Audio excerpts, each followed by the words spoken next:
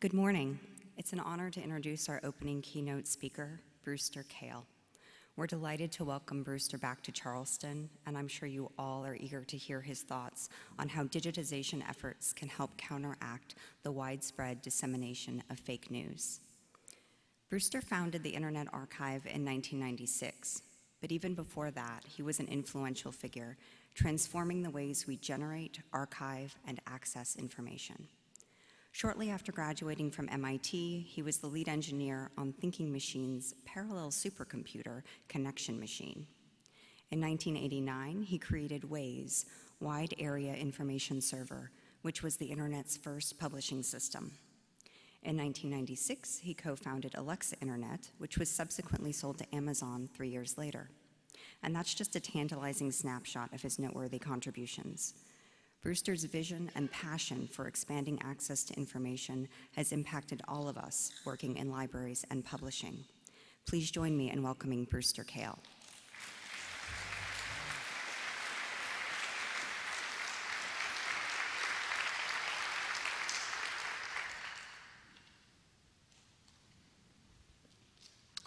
I'm missing the clicker.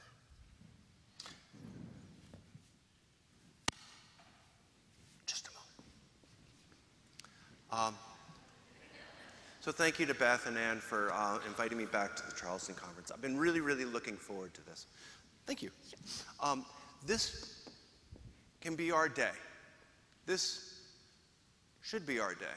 I would say, actually, this has to be our day. People need us. We now have a lot of information out there on the open internet that isn't true, that is specifically not true. And people are looking for better, solid information out there. They need the libraries, they need publishers, they need authors, they need access to materials in new and different ways to be able to go and understand their world. It's important to do, and it's important to do now. Let me start with a story.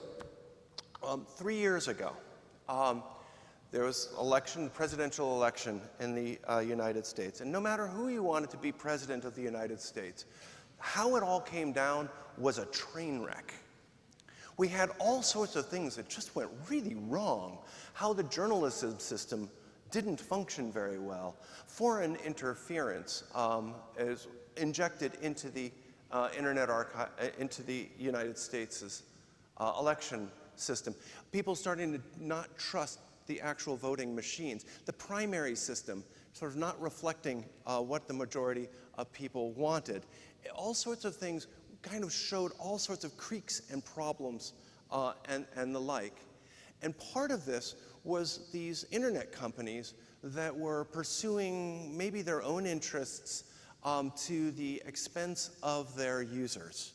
I think there's a growing idea and a growing understanding that the web is betraying us, that it's not working very well. It's not on our side anymore. It's not from us, by us.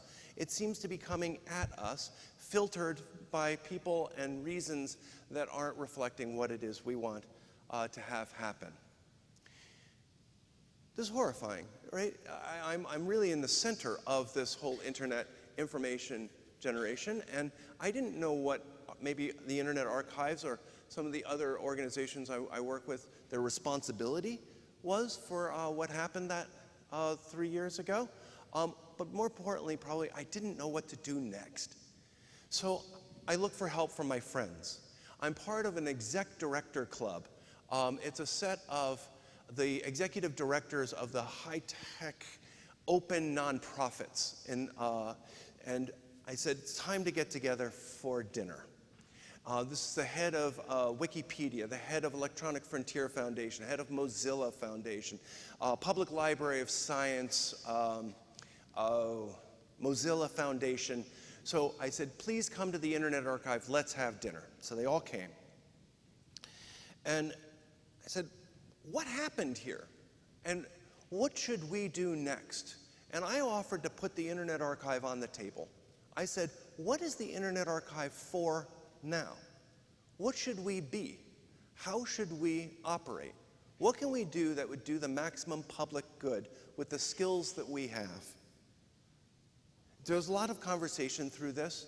And Catherine Maher, she's the executive director of Wikipedia. She said something that chilled me to my spine. She said she was worried that truth might fracture. Truth might fracture. I said, that sounds horrible. What does this mean? She said Wikipedia is built on the idea that on any particular subject, a truth will emerge, a consensus at least.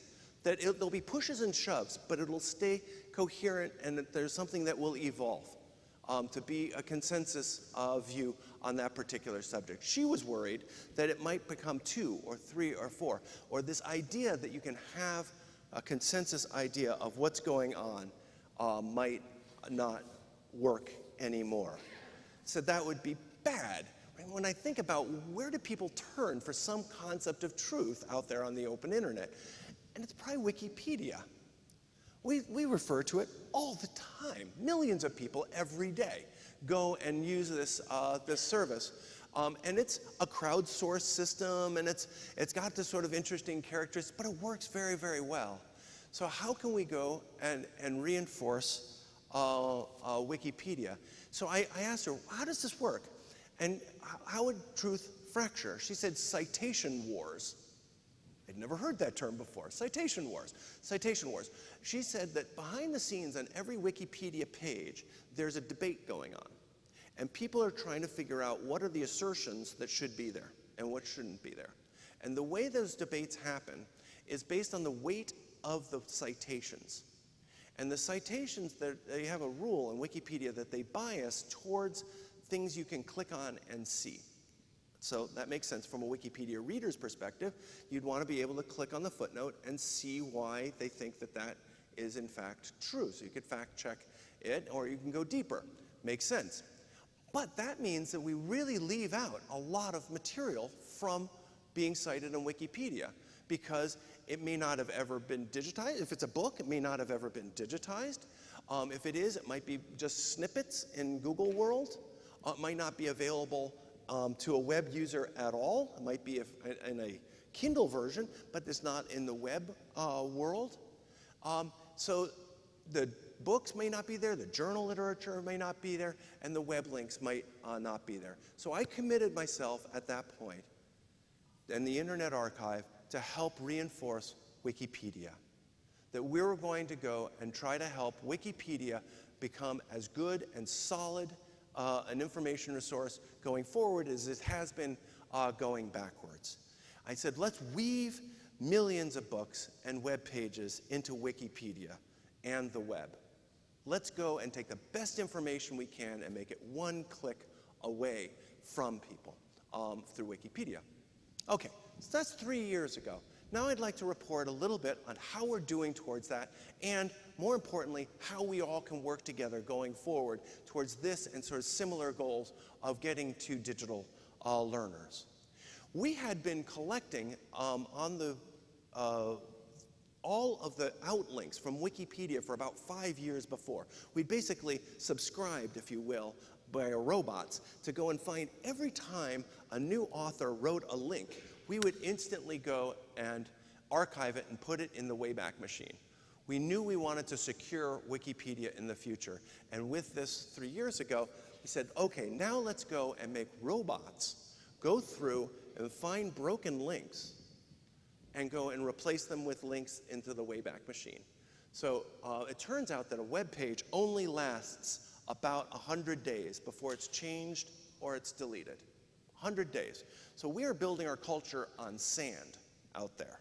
It is constantly shifting. So it may not reflect even what the author originally wanted to say, or it might be completely gone. And I'd like to announce today that we've achieved a milestone. We have now replaced and fixed over 10 million broken links in Wikipedia.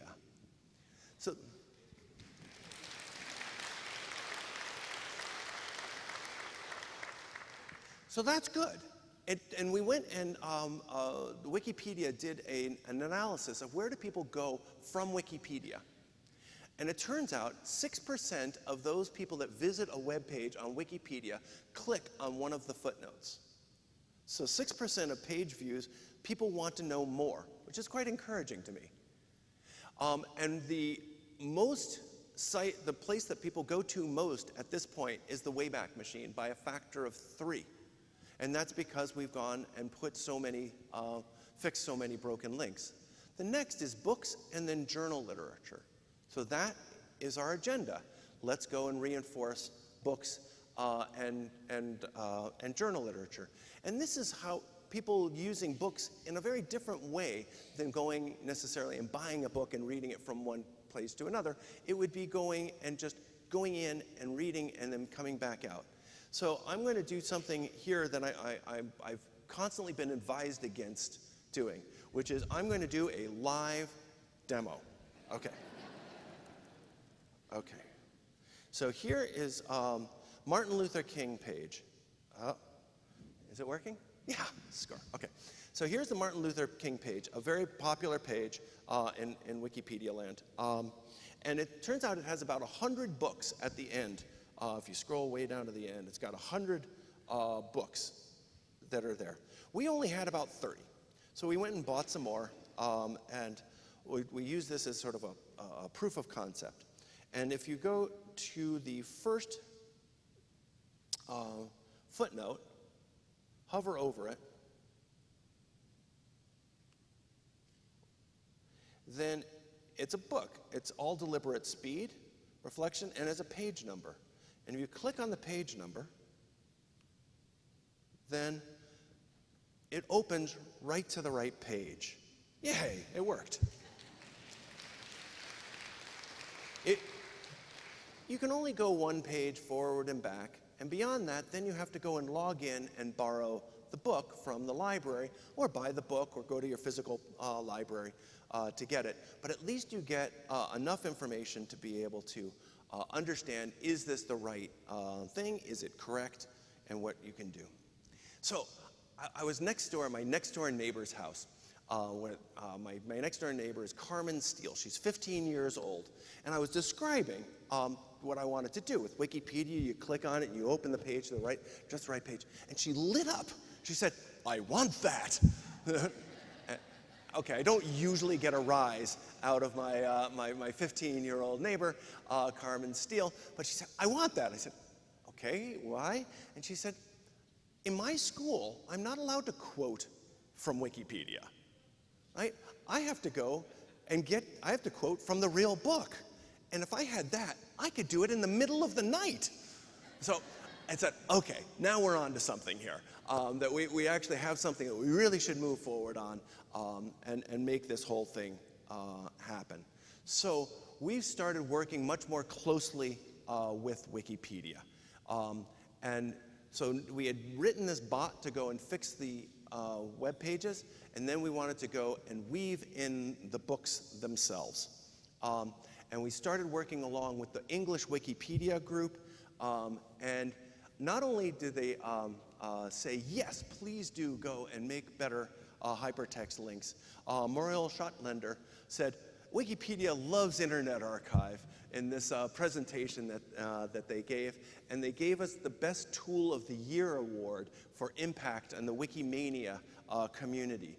So there's a real hunger out there within the open online world to improving the information that is available, and to be able to do that in a respectful way is absolutely critical for everybody to work together on this. This news went out about 2 weeks ago. It's been covered in Wired and a bunch of the online press, and there's been generally hurrah, right? It's sort of, what's to argue with out there? But this is only the first step, and soon I'm going to be getting to sort of where everybody here can really help participate, because we don't have the right books online yet. We really just don't.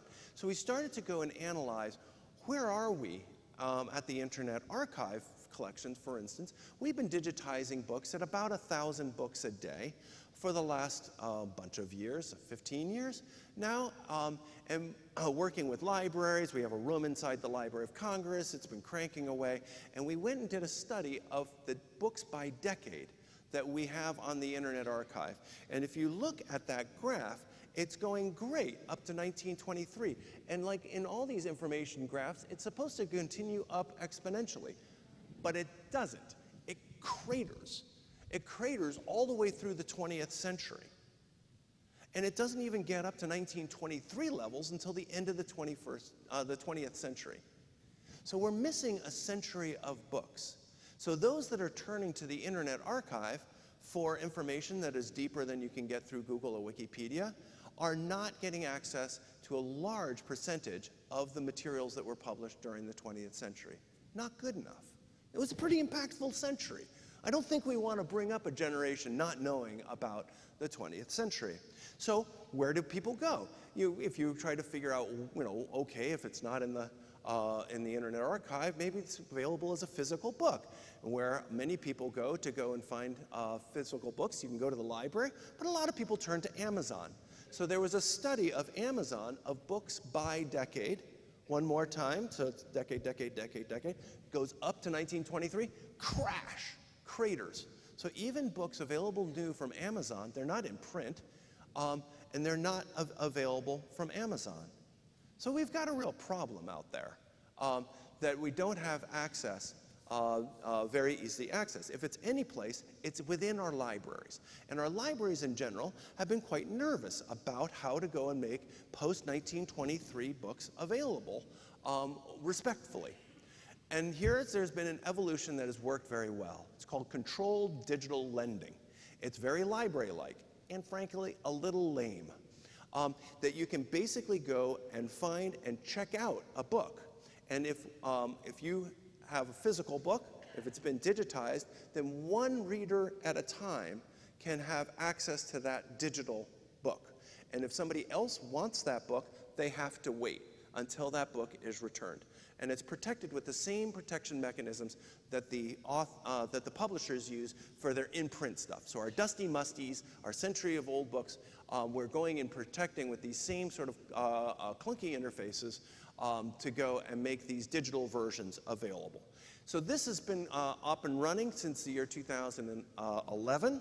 And Boston Public Library has been doing it for cookbooks and genealogies, lots of other libraries, and it's doing fairly well.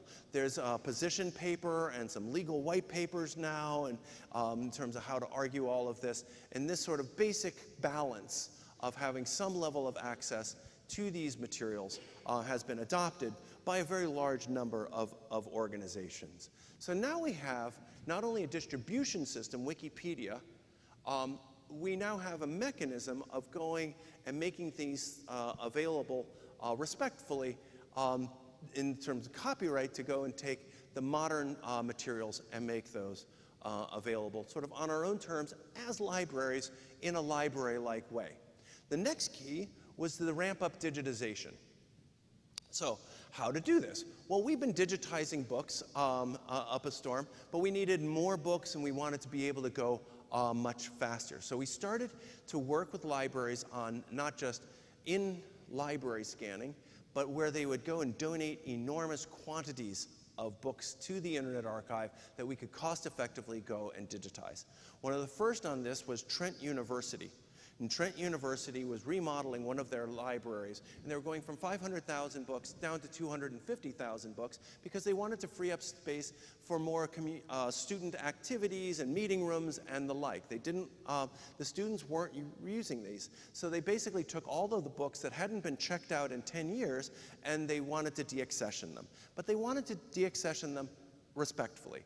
So instead of throwing them out, or giving them to Better World Books, they decided to donate them to the Internet Archive. So we went and we packed up all the books, and they're nicely kept in boxes, so they're not very accessible, but they are preserved without destroying the books, so they're respectfully kept. And we've been digitizing them. And there's now 171,000 books that have been digitized and made available on the internet. And something that's kind of interesting to me is these books at Trent University hadn't circulated in 10 years or more, but of these 171,000, 25,000 of them are checked out at this point. So somebody wants these things. We just have to find a new and different way to give a second life to a lot of these books. Georgetown Law Library, they've been digitizing their modern books, and then they've been weaving those books into their card catalogs themselves. So they're using the same discovery mechanisms, but they're now just giving their patrons an alternative. So you can go and see, all right, I want this book, Liquid Assets, and I want to be able to see this book. I can either go to the shelves and get the physical book, or I can get the digital book. But only one or the other is available at any one time. So there's no more copies that are being circulated. And this book is now been checked out, I guess, 24 times, or at least viewed 24 times, which is more than probably that book has seen in 10 years within the Georgetown Law Library. We're working on our digitization technologies to be able to take better and better pictures, to really update and upgrade the quality. So it really hopefully only needs to be done once, because it is painstaking. There's people actually turning the pages one by one. We tried the robots, but the robots didn't work very well. They were kind of expensive and they broke the books. So we went back to going and turning the pages, and it's been working out very well.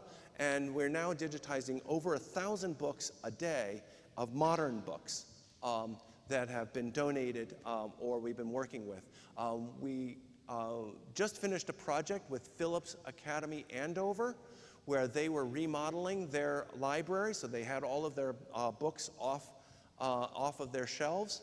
And before they went and put them back on the shelves, they said, let's digitize all of them. We worked with Phillips Academy Andover, and I think it's completely great. This is one of the top prep schools in the United States. So a really elite collection of books for this, and they said it's really important to us as Phillips Academy Andover to make sure that not just those that come to Phillips Andover can leverage the books that are in our library. So we digitized all of those books, and they are now available on the Internet Archive site to the public, so that somebody in Oakland, California, or anywhere can go and borrow these books the same way that somebody at Phillips Academy Andover. So that's really great, where a library, I think it's the first complete library that has come forward and said, yes, let's go completely online under our own name. So thank you very much to Phillips Academy Andover. But all of this was to try to figure out what books we needed. So we started to do this study of the books that are actively referenced on Wikipedia, or they're in a lot of course catalogs, course syllabi, or they were commonly held in libraries. And we came up with a top list of 1.5 million, but a more expanded list of 4 million books. And I'd say if we did the right 4 million books, we would have a Yale, a Princeton, a Boston Public Library that would be available to all. That would be tremendous, or at least one copy of them. And then we'd be able to work with other libraries so they start to lend more copies on their own behalf. So where were we going to be able to get these books? The libraries in general were fairly nervous about having modern books available, though they're getting more bold on this front, as I've been showing. People have been donating books. And we went back to our friends at Better World Books. Better World Books is a special bookstore. It is one of the 3 biggest used bookstores. They sell new and used books in the United States. They mostly work with, well, we libraries, where they take the deaccession books and they find new life for these books. But they are also a B Corp. So when B Corps, which is these beneficial corporations, when they were being started, there were 29 inaugural class. There was the first 29. They were one of those. They have a mission to help and be not just a profit-seeking or organization. And so they have always been mission-aligned with us. We basically went to them and over the years, and they would be giving us thousands and thousands of books that we've been digitizing. But as part of this program, we wanted to do millions, and we were ready for it. We knew what books we wanted, we had the digitization equipment ready, we knew how to do the controlled digital lending, all of this, so we went to Better World Books, and we said, can we work together to get millions of books? And they said, Brewster, we'd love to. We'd absolutely love to. It's within our mission, it's how we'd like to work, but we've got a problem out there. Why don't you go and make us more mission aligned? Why don't you go and buy us? And I said, that was not the conversation I thought I was going to be happening. I said, I don't want to buy you. I want you to be Better World Books. I want you Better World Books to be more Better World Books. But they said, you can help us. And so what we did is we set up a separate nonprofit called Better World Libraries. And we funded it out of my foundation based on my internet winnings. And we basically bought Better World Libraries in such a way that now it's mission aligned with the Internet Archive and the whole library world in a much more close way. So that's the big announcement today.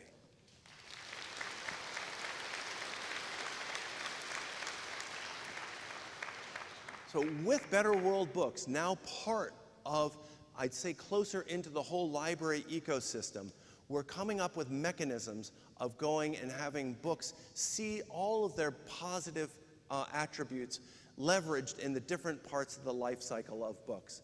And towards this, I'd like to invite out Dustin Holland, the CEO of Better World Books.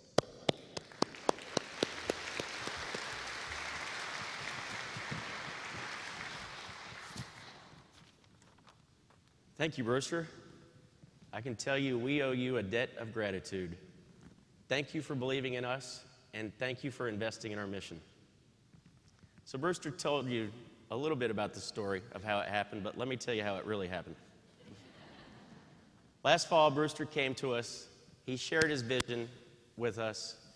After walking him through the 330,000 square foot distribution center that we operate in Indiana. This is completely great. You have to go visit. It is acres and acres of books. Oh, I'm sorry. You're welcome to come. Just send us an email or drop by anytime.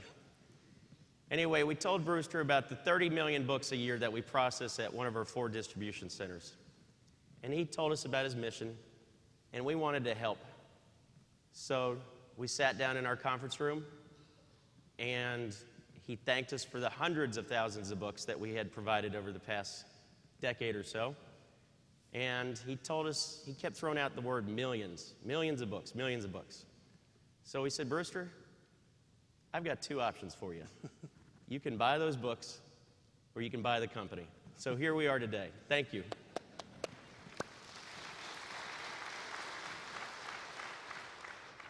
And I am so pleased to be here.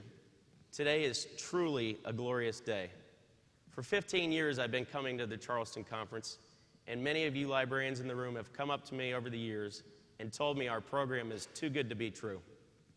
How can a company offer such a great free service where you collect the books, you keep them out of landfills, you get them to where they're needed most, and you even give back money to literacy and libraries and education causes around the world?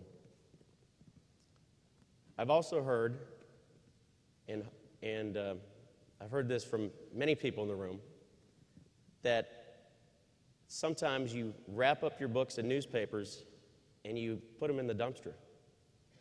Or you meet at the library at midnight and you join your colleagues and you drive the books somewhere far out in the county and you dump them down in an abandoned well shaft. So I'm here today to tell you our program is going to get even better.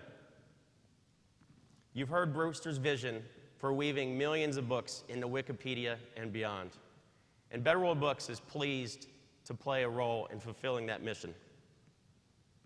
But this is not about us.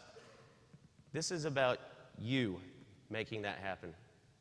Collectively, over the past 15 years, you all have sent 330 million books to Better World Books so that we can find a better use for those books.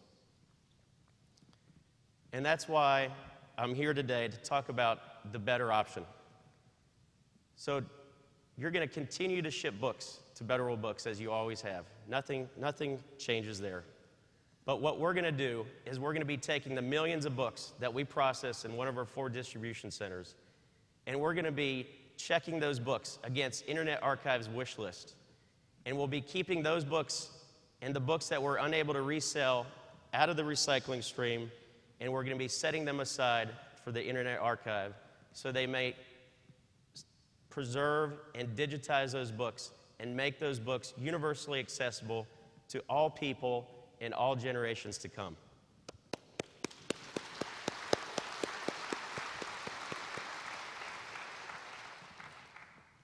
So I hope you agree that today is truly a historic day for readers around the world and future readers that follow. Together, we are preserving knowledge so that knowledge does not become extinct. And you can rest assured that you'll truly be maximizing the value of every book that you send us. That's why today is a glorious day. Thank you so much. Thank you.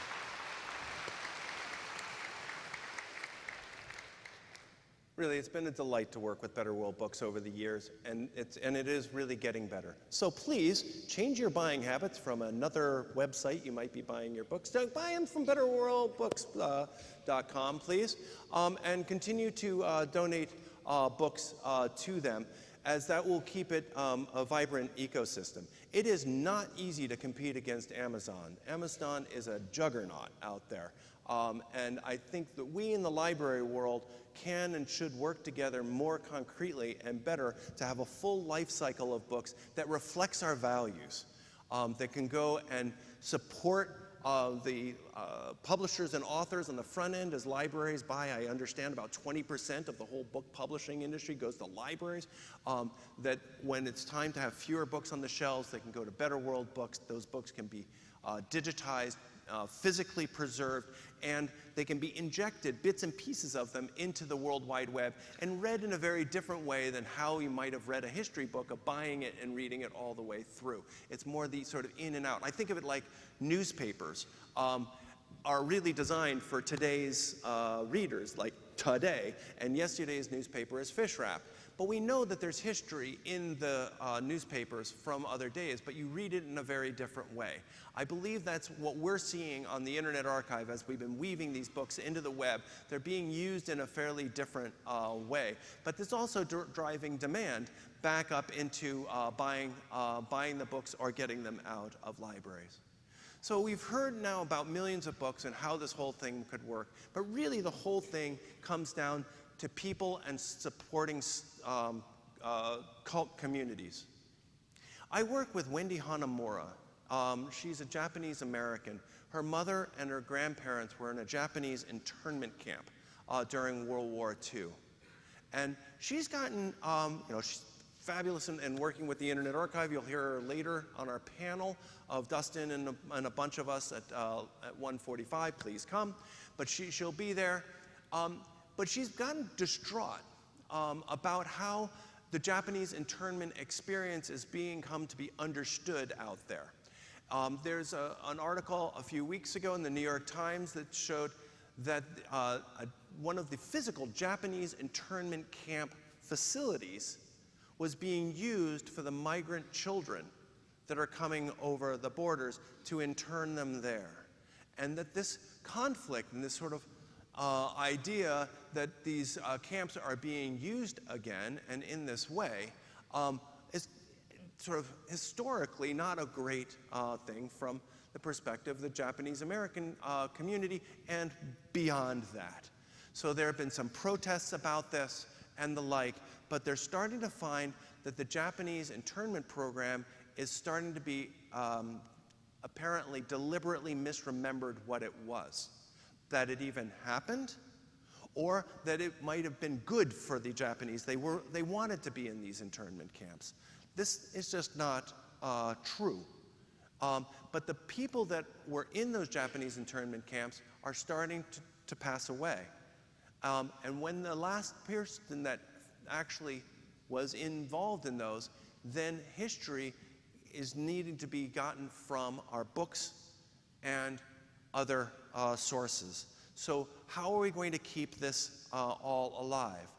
The Internet Archive has been working with the Japanese American community through Densho, which is a nonprofit in Seattle, and they came up with the 500 key books that represent the Japanese American experience. And with funding from the National Park Service, went and digitized these books and made them available on the Internet Archive to be able to be borrowed. If you were to go and search for them, you'd be able to see No Boy and be able to check that out. And it looks like, oh yeah, it's actually already checked out. So you can check it out and be able to see this, this generation, this set of books. For a generation that, if it's not online, it's as if it doesn't exist, right? Really. If it's not online, it's as if it doesn't exist. And we know that the best we have to offer is not online. A lot of good stuff is online, but the best we have to offer is not online. So we're bringing up a generation without access to the best materials. And that is going to give us the generation we deserve. And I think we can upgrade this. But going and just putting it on the Internet Archive wasn't enough. We said, let's go back to Wikipedia and go and take the key article on this, was the Japanese internment of Japanese Americans. And what I was amazed by out of this was that Wikipedia, to their credit, they go and chart over a course of a year how many people have read this particular page. And on this particular page, over 700,000 people went and read this page. But for a lot of them, they stopped there because they couldn't go further. What we can do together is to go and make it so that deeper information, the controversies, not just the consensus view, but the controversies around these are available from these websites, so that one click away from that, you can go and open a book to the right page. That is the type of thing that we can deliver to communities, of all sorts of communities, based on the resources that are in our libraries, that our publishers go and make sure that those stories come and are made available in high quality for the long term, that authors are spending years of their lives making available and are often not reflected in the digital sphere.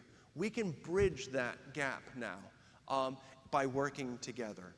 Digital learners need us now. It is our chance. It is our day. We have a mechanism of being able to pull this off. We can pull this off at scale. Together, we can complete the life cycle of books, from authors to publishers to libraries to used book vendors to preservation, digitization, reinsertion of the potentially just clips into the live web and Wikipedia and what it becomes. Thank you very much. I really appreciate your time.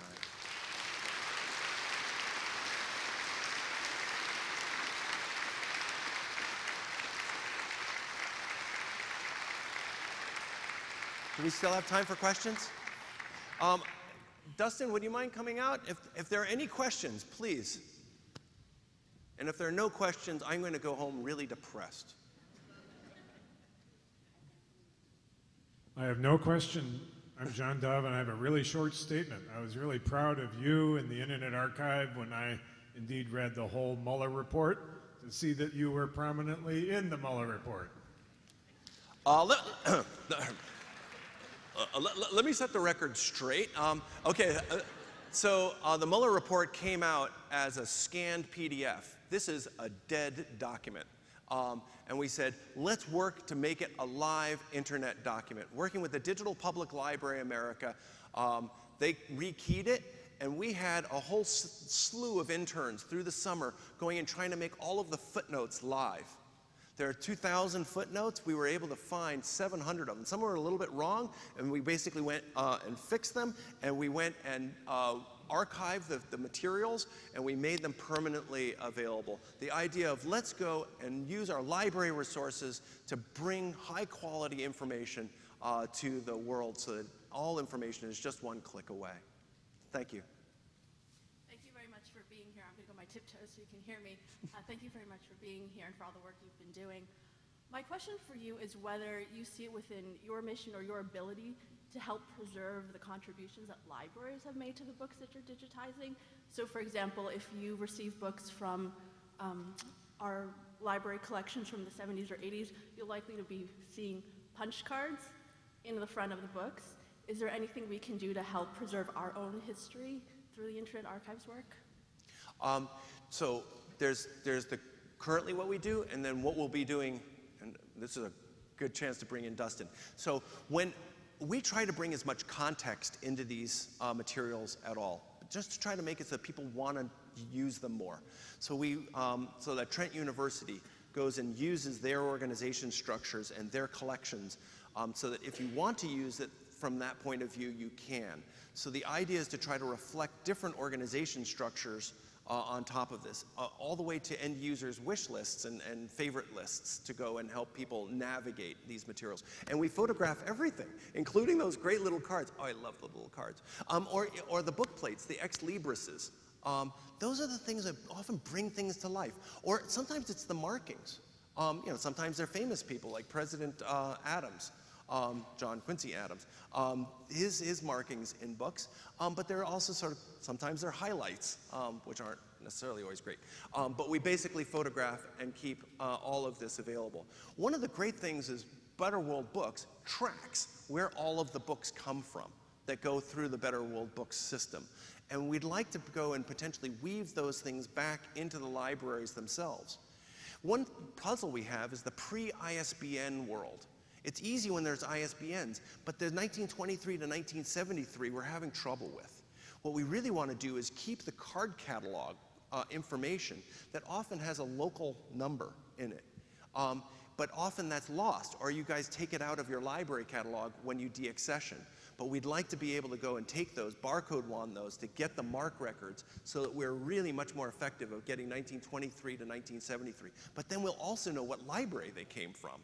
So even as things, and when they come directly to us, we keep it, but maybe as we move through Better World Books, we can keep that information as well, so that your collections are complete. When Boston Public Library gave us their full sound archives, they said, yeah, you don't have to digitize all the things you've already digitized, but go and note that that was in our collection, because our collection was put together by really thoughtful librarians, and we don't want to just hit us together, not there just because you duplicated it from someplace else. So we've been able to do that type of function. So let's work together to preserve as much context and as much history and provenance as we can. Great, thank you. Am I up? Hey, I'm so glad I attended the keynote this morning. Yes, a little early. Wonderful presentation, thank you so much. And my question is more of a clarification. It sounds like the driver of deciding which books will be scanned comes from what's being cited in Wikipedia. It's well known that over 90% of Wikipedia editors are white males, and I was wondering, the way that influences the content of Wikipedia and how that affects what's scanned. So from Better World Books is not just the wish list, and I'll say a little bit more where the wish list comes in. It's all the books we've never seen before, and then it's another collection is what we're calling the no ID or no idea books. It's the books that don't have an easy LCCN or ISBN, because those also deserve to be both preserved and digitized.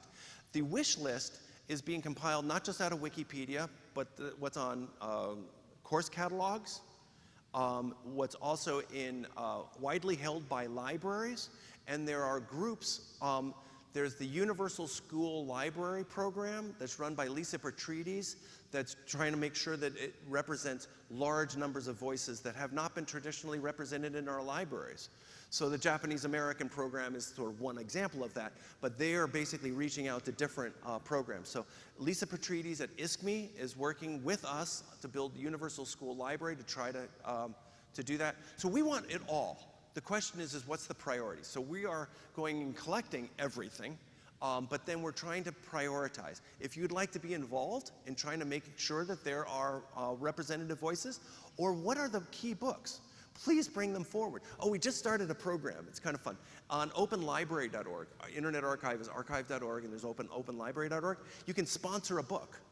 So people are going and saying, I want to buy this book. They buy it from Better World Books, gets sent to the Internet Archive. We digitize it within a few days, and then we put it up online. And so I've been doing that a lot because there are some books that are like, this is really important for people to know, and I want to make sure that it makes it to the next generation. So we're trying a bunch of different things, and if you guys would like to be involved in any which way, we really need the help. Thank you. So, Brewster, hi, Todd Carpenter with NISO. First of all, congratulations. This is great news. You mentioned having a wish list of about 4 million books. Yes. And if you're digitizing 1,000 books a day, every day, that's going to take about 12-ish years. Yes. Is there any way that how can we accelerate that process? Money.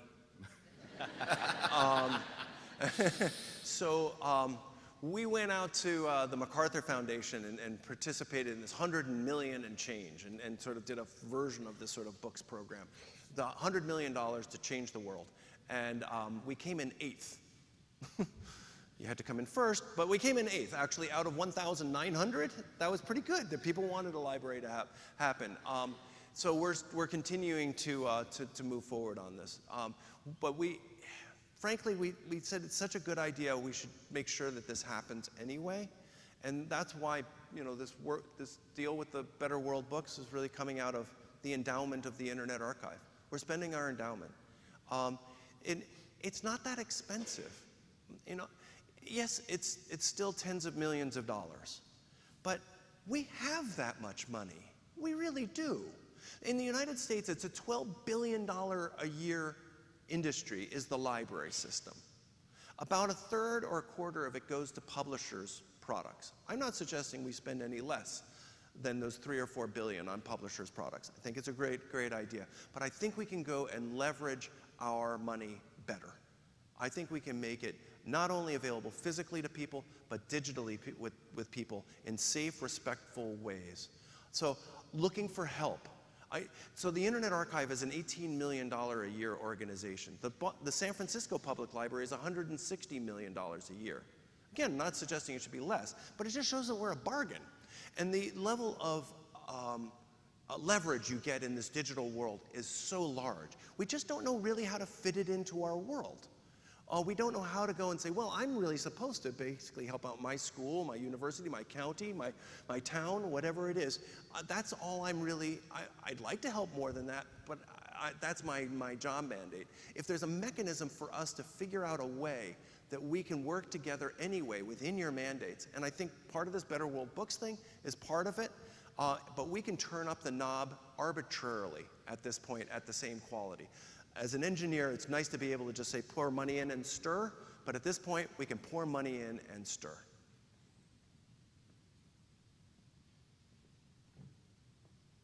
That's the end of the...